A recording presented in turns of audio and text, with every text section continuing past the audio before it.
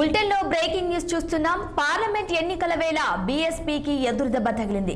Nagur Kurnool parliament నియోజకవర్గంలో మాజీ MP BSP అభ్యర్థి మంద జగన్నాథం నామినేషన్ తిరస్కరణకు గురైంది.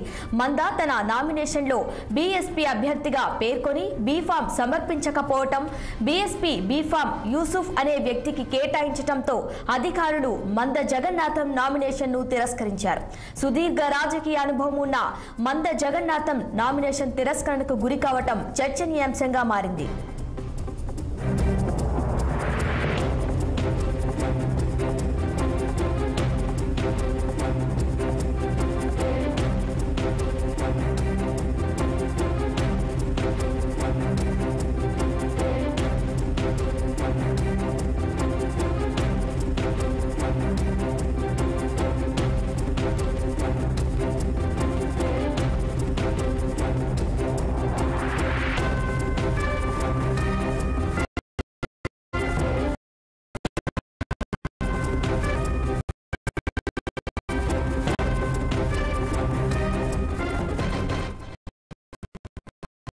పార్లమెంట్ ఎస్పీకి ఎదురుదెబ్బ తగిలింది. నాగూర్ కర్నూల్ పార్లమెంట్ నియోజకవర్గంలో మాజీ ఎంపీ బీఎస్పీ అభ్యర్థి మంద జగన్నాథం నామినేషన్ తిరస్కరణకు గురైంది.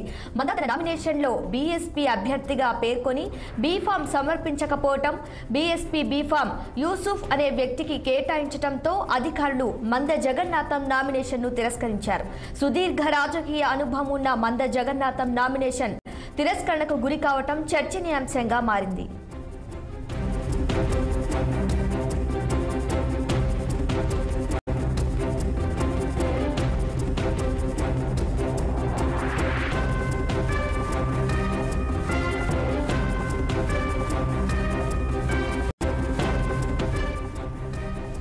ఇక ఇదే అంశానికి సంబంధించి మరింత సమాచారం మా ప్రతినిధి రహీం అందిస్తారు. రహీం, చెప్పండి. రైట్ శిరీష, ఉమ్మడి మహబూబ్ నగర్ జిల్లాలో ఉన్న పార్లమెంట్ మహబూబ్ నగర్ కావచ్చు, అలాగే నాగర్కర్నూల్ కావచ్చు. మహబూబ్ నగర్, నాగర్కర్నూల్ రెండు పార్లమెంట్ కి సంబంధించి, నాగర్కర్నూల్ పార్లమెంట్ సంబంధించి బీజేపీ నుంచి కాంగ్రెస్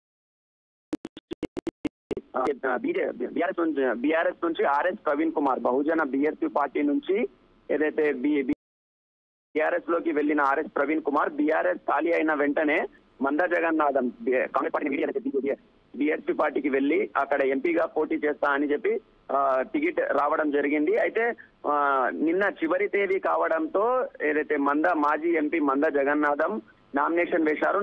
నామినేషన్ లో బీఫామ్ కరెక్ట్ లేనందున ఈ యొక్క దీన్ని తిరస్కరించారని చెప్పవచ్చు. శిరీష, మొత్తానికి చూసినట్లయితే మంద జగన్నాథానికి భారీ షాక్ కలిగిందని చెప్పవచ్చు. Sirisha. Right Rahim, thank you.